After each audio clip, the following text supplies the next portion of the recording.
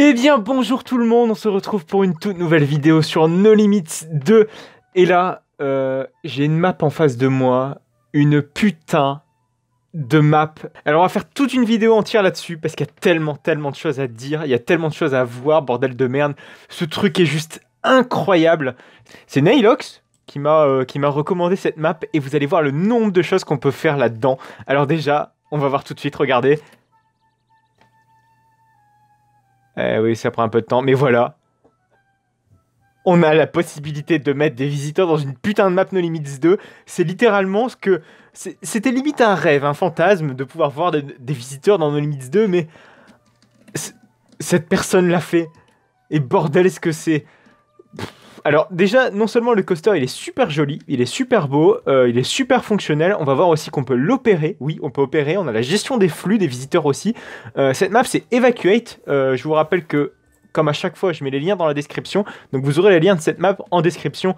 Et bordel, on peut gérer les visiteurs dans une map No Limits 2, que c'est incroyable. Bon, ça fait vaguement penser à Bluefire. Dans le quartier islandais. Voilà, si je dis pas de conneries. Voilà, donc avec un super coaster. On va quand même, comme dans toutes les maps No Limits 2, comme dans chaque vidéo No Limits 2, on va quand même rester en walk view. Et on va tester la file d'attente, on va tester le coaster. Et après, on va quand même s'emmerder, essayer d'opérer un petit peu le coaster. Vous allez voir, c'est super intéressant. Donc j'ai ouvert le parc, comme ça on va pouvoir voir nos visiteurs rentrer dans la file d'attente. Alors, composition aussi, soundtrack, si j'ai bien compris, fait maison par Imastune, je crois. Si je dis pas de conneries. J'ai cru voir que c'était Imastune. Je sais pas cette entreprise, mais je sais pas si c'est un lien quelconque avec Imascore, j'en doute fort. Mais si c'est le cas, n'hésitez pas à me corriger. Et vous allez voir aussi que nos visiteurs tout à l'heure vont carrément attendre dans ce parc bœuf. C'est juste fantastique. Et même le coaster, il est super joli. Vous allez voir, on l'a vu là tout à l'heure. Alors, c'est vrai que j'ai déjà bien appréhendé la map parce qu'il y a pas mal de touches à comprendre. Il y a tout un tutoriel qui est fait en gare, vous allez voir juste après, dans la cabine opérateur. Voilà, il y a même pré-launch et tout. Enfin, c'est juste fantastique. Et je vais tout vous expliquer dans cette petite vidéo. Waouh. Donc vraiment, on fait que ça. Alors, déjà, première chose intéressante, c'est que voilà, on a la séparation premier rang, deuxième rang, et le reste. Et vous allez voir que nos visiteurs vont carrément respecter ça. Enfin, certains vont choisir le premier rang, dernier rang, c'est juste fantastique. Honnêtement, c'est fantastique. Alors, là, le coaster est en mode automatique, donc sans opérateur. On verra après qu'on va pouvoir l'opérer. Mais d'abord, quand même, dans un premier temps, on va quand même faire une putain d'on-ride de ce coaster. Voir ce qu'il donne, voir un petit peu ses éléments. Alors, est-ce que j'ai cru comprendre, il a mis dans sa description que son coaster était inspiré de Bluefire à Europa Park et aussi de Taron à Fantasyland. Alors, honnêtement, au niveau thématique, on est loin de Taron, mais je sais pas. Après, c'est la première fois que je teste son coaster en on-ride. Alors pourtant, Dieu sait que j'ai passé au moins 2 heures sur cette map à opérer l'attraction, à voir un petit peu toutes ses spécificités, même bien plus que 2 heures. Je crois que j'ai passé peut-être 3h30, 4 heures sur cette map, et c'est juste fantastique. Donc là, pré-show qui ressemble très fortement à Bluefire Mega Coaster à Europa Park. Alors là, on voit bien que c'est du PNG, hein. C'est une sorte d'image en PNG qui gère la transparence. Animé. Voilà, avec pareil, les effets sonores, c'est juste fantastique. Waouh. Et on a reconnu quand même les effets sonores de Taron dans le launch. Vous allez voir que le coaster aussi gère les erreurs. Le message d'erreur, c'est juste fou. Ah ouais, c'est très nerveux quand même. C'est un Mac nerveux. C'est fantastique. Ça me fait penser un petit peu à Star Trek Operation Enterprise, comme ça, avec ses airtime. Oh putain, avec les effets. Ouais, on voit les visiteurs qui sont en train d'attendre dans la file d'attente. Ah ouais. Oh. Et avec cette fin de coaster. Alors, il n'y a pas de mid-break. Ce qui fait que du coup, vous allez voir, ça limite un petit peu dans les opérations. Donc, quand il y a 3 trains, il y a des moments où on a un petit peu de mal à opérer. Mais c'est normal, si je puis dire. Alors j'ai mis l'attraction là en mode manuel, en mode opération manuelle. Mais on va le remettre en mode automatique. Donc là, on arrive sur les freins. Là, c'est bon. Et vous allez voir qu'aussi que deux trains peuvent cohabiter dans la même station. Ça, c'est une spécificité qu'on retrouve aussi sur Bluefire, sur Taron, qu'on retrouvait avant sur Osiris. Mais je vais m'expliquer tout ça juste après. C'est juste fou. Cette map est folle. Mais enfin bref, on va attendre que nos visiteurs arrivent. Déjà, je vais tout vous expliquer. Alors, chose qui est très importante. Clac, open. Je pense qu'il précise déjà assez bien. Donc déjà, on a quand même le nombre de visiteurs et tout. Le nombre de visiteurs dans la file d'attente. Le nombre de passagers que vous aurez passé dans votre coaster. Merde, je l'ai pas mis en mode manuel. Voyez, regarde. Regardez. Bon, ce sera plus flagrant tout à l'heure. Donc c'est pas grave. Vous voyez que ici, on a le pupitre opérateur. On peut carrément monter sur le siège opérateur. Et là, on a toutes les infos en temps réel du coaster sur ce pupitre opérateur. Donc vous avez ici toutes les sections, donc toutes les sections blocs. Ici on a la station, ici on a la zone de launch, le parcours, les premiers freins, les deuxièmes freins et le transfert track qui est juste là. Non, c'est pas le transfert track. Le transfert track il est là. Excusez-moi. Là c'est la zone juste avant la station. Voilà. Donc, merde, comment ça se fait que je me suis pas mis en... normalement, je vais mettre en manuel dispatch. Zut. Et vous avez aussi, pareil, vous pouvez vérifier tous les messages d'erreur sur les... parce que, oui, le coaster peut se mettre en défaut. Il peut y avoir un défaut sur une certaine zone de frein, par exemple.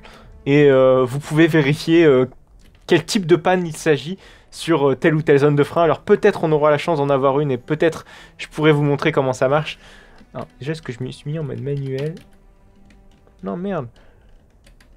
Attendez, parce que voilà, là, je suis reparti en mode automatique, j'étais parti en mode manuel. Donc, c'était pas du tout ça c'est pas du tout ça qu'il me fallait. Voilà. Par contre, j'aimerais mettre en mode dispatch. Je sais pas comment ça se fait, mais j'arrive pas à le mettre en mode... parce que normalement, il faut appuyer sur W. Vous voyez qu'alors que vous avez un petit tutoriel, alors quand vous montez sur le siège, vous appuyez sur T, par exemple. Vous pouvez avoir ici tout un tutoriel super bien fait. Donc vous voyez quand je presse W, normalement je devrais pouvoir gérer automatiquement les opérations. Mais ça n'a pas l'air d'être le cas. Voilà, donc c'était pour vous dire un petit peu toutes les spécificités du tutoriel. Alors oui, chose importante aussi, c'est qu'on n'a pas le droit d'utiliser le panneau qu'on a en F4. Oui, le panneau de contrôle qu'on a en F4.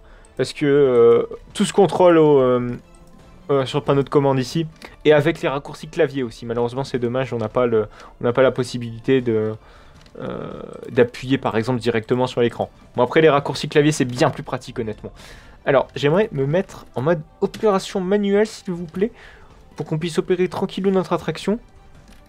On va voir ça si c'est ok. Et on peut aussi, alors, le temps que les visiteurs arrivent, on a aussi la possibilité de ranger des trains, et vous allez voir le niveau de détail dans les voies de garage, quoi. Oh, c'est juste fou. C'est juste dingo. Merde, putain, le coaster est toujours opéré, c'est pas possible. Je veux mettre en opération forcée. Je veux fermer la porte par contre aussi. Bon, c'est pas possible. Allez savoir pourquoi. On peut aussi alors modifier tout ce qui est éclairage. Vous allez voir, par exemple, je peux allumer... je claque. Alors les lampes, je ne sais pas trop à quoi correspondent. Donc normalement, ça doit être l'éclairage général. Voilà. Et là...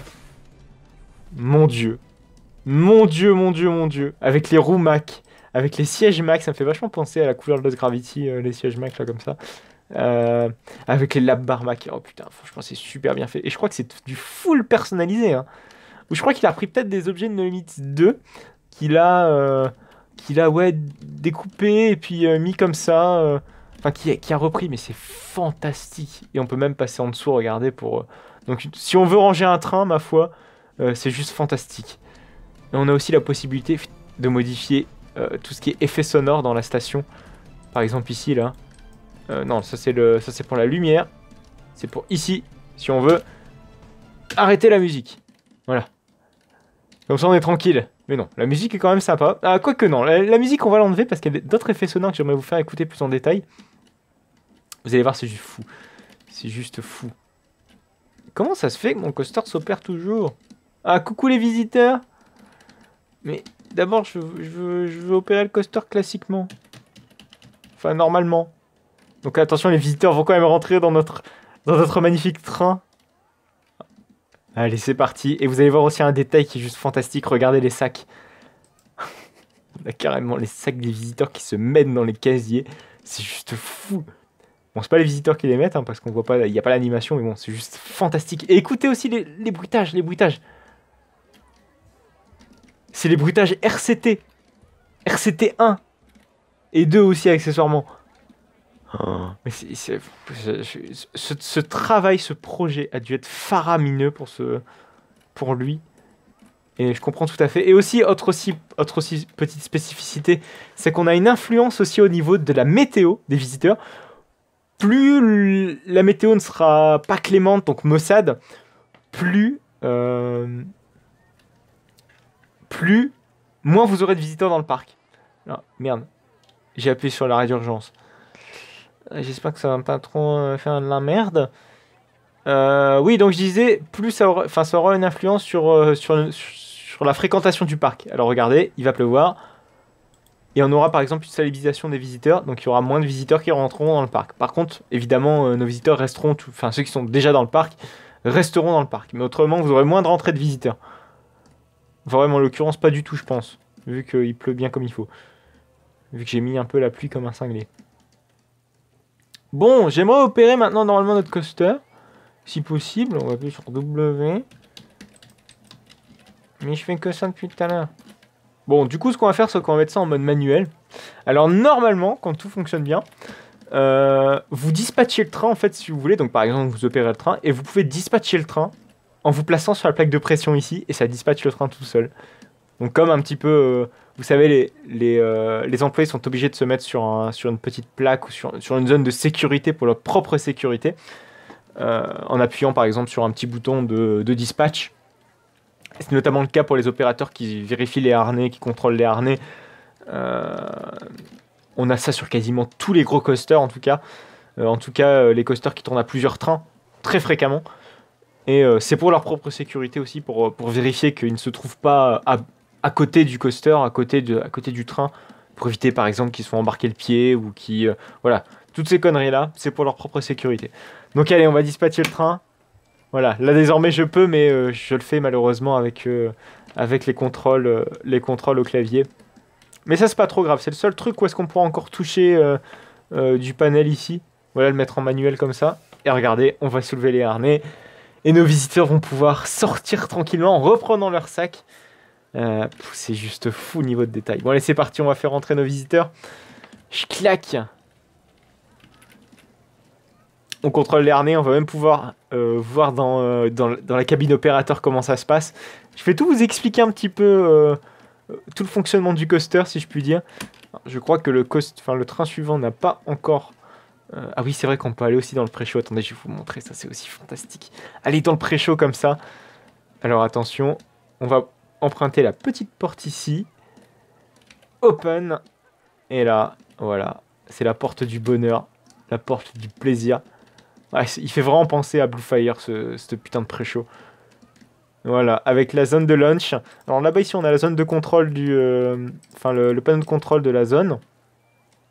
Donc si on peut faire... Alors, le train aussi peut faire un rollback sur le launch. Et ça, c'est juste fou. Parce qu'on peut, du coup, en cas de souci, en cas de pépin technique, j'espère qu'on en aura un pépin technique, on va pouvoir voilà, régler ce problème. Et là, c'est ce que je vous disais tout à l'heure. Il y a deux trains qui peuvent être dans la zone de station. Voilà, c'est pour que le débit soit un petit peu plus rapide. Et c'est le cas notamment, voilà, sur Taron, comme je vous l'ai dit tout à l'heure, sur Blue Fire, et ça l'était auparavant sur Osiris. Le souci, c'est qu'il y avait énormément de soucis techniques. Le coaster tombait très souvent en panne à cause de ça, justement. Et c'est pour ça que, malheureusement, Osiris n'a pas continué ses opérations ainsi. Et désormais... de toute façon, vous le voyez maintenant, il n'y a qu'un seul train qui peut être dans le bloc station de Osiris, et c'est tout. Voilà. Je sais pas si c'est le cas sur Pegasus Express, il me semble que oui, mais j'en suis pas sûr. Je crois que non, je crois que je dis des conneries. Mais oui, c'est très flagrant sur Blue Fire, où est-ce que les trains sont vraiment très très près les uns des autres en station. Voilà. Donc on continue de dispatcher nos trains, et ça c'est un pur bonheur, quoi. Et vous voyez que, alors, je me suis pas mis en vue, on va aller voir, mettre en vue de la file d'attente. Vous voyez que la file d'attente elle bouge, c'est dynamique. On a aussi notre file premier rang, voilà, donc nos visiteurs choisissent vraiment s'ils souhaitent d'aller au premier rang ou pas. Alors je pense que c'est un système de randomizer, ça va être complètement aléatoire, mais c'est juste super sympa d'avoir ça, quoi. Donc vous voyez la file d'attente et tout. Bon là je pense qu'elle est bien remplie. On est à 596 personnes. Donc le parc Buff est rempli, voire même beaucoup plus que rempli. Voilà, regardez. C'est juste fou. Oh.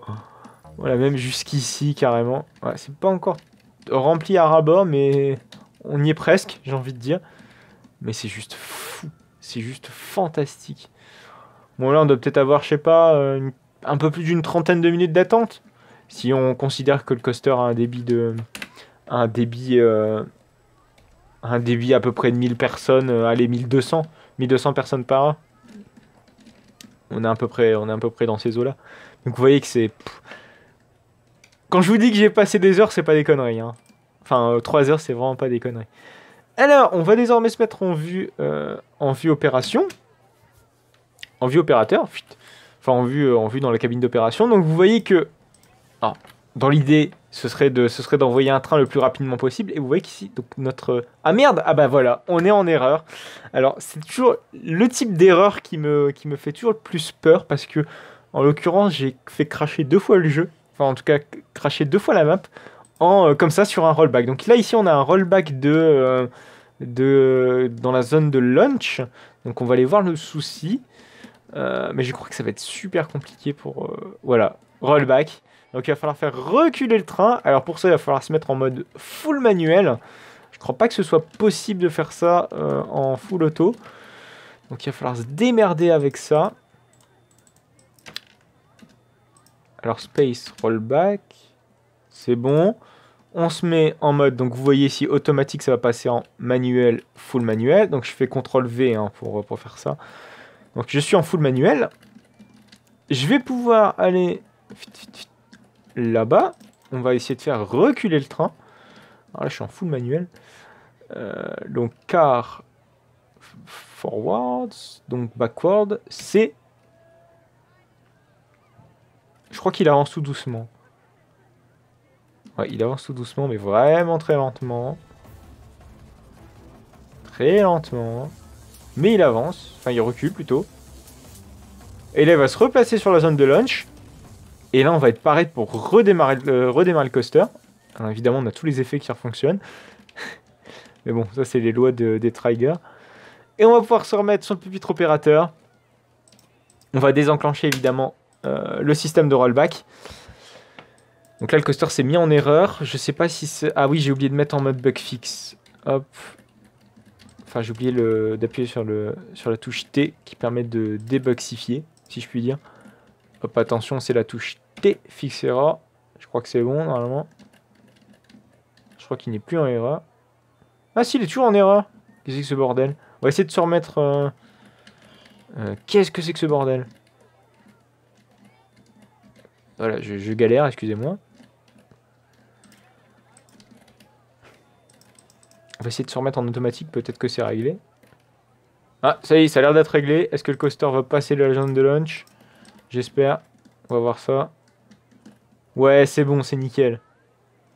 Je sais pas par contre si ça a une influence sur la température ou des conneries comme ça, hein, parce que vous savez que lorsque le coaster a moins de poids ou il fait plus froid, le coaster est plus froid, ça arrive beaucoup. Il y a plus de chances qu'un rollback arrive qu'à l'inverse quand il fait très chaud ou quand le coaster a tourné, qu'on est en fin de journée, que le poids est beaucoup mieux réparti entre guillemets. Il y a moins de chances de rollback. Donc là, on peut dispatcher un autre train. Oh, c'est juste fou. C'est juste fou. Et voilà, pareil, les casiers là qui s'ouvrent et qui se ferment. Malheureusement, j'ai oublié de le présenter, mais il y a tellement de choses à dire sur cette map. C'est juste fou. C'est juste fantastique. Voilà, et on a aussi d'autres systèmes d'erreurs, notamment au niveau des zones de frein. Ça peut arriver que, par exemple, un ghost train ait été détecté sur telle ou telle zone de frein. Ce qui fait que du coup, on est obligé d'aller hop sur le pupitre de la zone de frein en question. Et ensuite de régler, voilà, par exemple de faire un fix error. C'est le truc le plus courant qu'il y a à faire.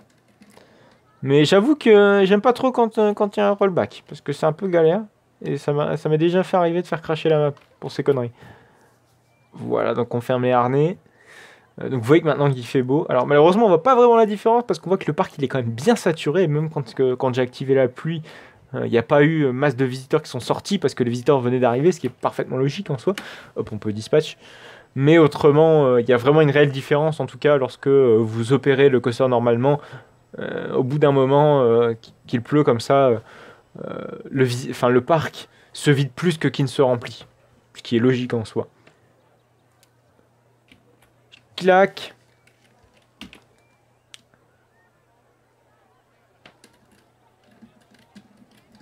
Et putain, franchement, cette map, elle est juste folle. Regardez, regardez. Bon, les visiteurs sont pas très détaillés, mais en soi, on s'en fout, quoi. On s'en fout. Enfin, comparé à Ride Up, par exemple, je compare à Ride Up parce que c'est le truc le plus comparable. C'est que Ride Up, les visiteurs vont être très réalistes. C'était très compliqué parce que... Enfin, réalistes. Dans leur mouvement, ils étaient absolument pas réalistes au passage. Hein, mais franchement, c'est vraiment le bon combo, le parfait combo entre No Limits 2. Si seulement ça pourrait exister nativement. Mais bon, malheureusement, ce n'est pas possible. J'espère en tout cas que le gars qui a fait cette map, alors elle est toute récente, je crois qu'elle date du 12 avril, si je dis pas de conneries, donc elle est vraiment toute récente. J'espère que le gars qui a fait ça, il va vraiment en refaire d'autres. D'autres dans le même délire. Franchement, je répondrai toujours à l'appel avec évidemment une vidéo à la clé en entier, mais c'est juste fou. C'est juste fou. Allez hop, on dispatch. Malheureusement, j'aurais pas pu vous montrer le système de dispatch avec les plaques de pression. Alors, ça marche une fois sur deux. Alors, une fois ça marche et une fois ça marche pas. D'où le une fois sur deux, vous me dites. Mais ouais, vraiment, c'est vraiment dommage que je puisse pas vous montrer ça. Hop, on va pouvoir lever les harnais, faire rentrer du monde, les rebaisser. Évidemment, on peut aussi fermer le coaster. Ça, c'est vrai que j'ai oublié de le préciser. On va aller voir là-bas. On va aller voir là-bas. Alors, regardez. Close.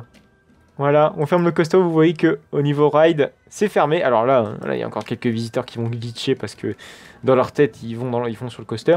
Mais voilà, maintenant désormais, le coaster est fermé et plus personne peut rentrer dans l'attraction. Et ça, c'est fou. C'est fou, pareil pour la sortie. Je sais pas par contre, du coup, si on ferme la sortie, comment les visiteurs se comportent. On va essayer de voir ça. Ce sera rigolo de voir s'ils passent à travers ou pas, ou si c'est géré nativement. Allez, c'est parti, on dispatch. Vous voyez encore les sacs et tout, c'est juste fou, c'est juste fou. C'est juste fou. Les têtes de visiteurs sont quand même très bizarres. Alors, qu'est-ce qu'ils font? Ah oui, bon, d'accord, ok, c'est pas géré, bon, c'est pas très grave, j'ai envie de dire. Voilà, je vous ai fait la présentation de cette map. Alors honnêtement, le mieux c'est que vous alliez tester cette map parce que cette map est juste fantastique. Voilà, je vous ai présenté vraiment dans sa globalité, mais je suis sûr qu'il y a encore des petites fonctionnalités que j'ai pas encore bien saisies ou que je n'ai pas présentées. Donc franchement, le mieux c'est que vous alliez voir par vous-même.